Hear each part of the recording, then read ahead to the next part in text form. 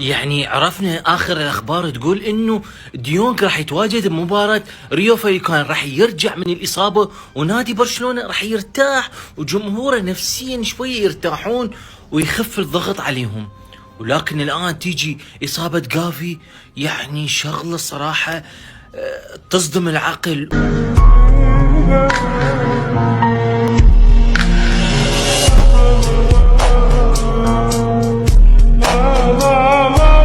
إصابة كافي بقطع في الرباط الصليبي الأمامي حسب الكشوفات الأولية بعد الإصابة في مباراة إسبانيا وجورجيا.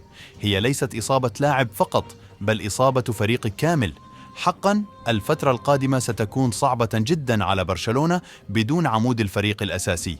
8 أشهر ستكون طويلة ومليئة بالحزن بدون الجولدن بوي. تسبب توتر وقلق داخل المنتخب الإسباني أدى بأسفه الشديد لنادي برشلونة بعد أن ثبتت إصابة كافي بقطع في الرباط الصليبي، ويؤكد غيابه عن برشلونة حتى نهاية الموسم وعن بطولة يورو 2024. موسم اللاعب انتهى. يعني العجب كل العجب، شنو السبب اللي جاي يخلي هيك لاعبين ينصابون؟ معقولة ضغط مباريات؟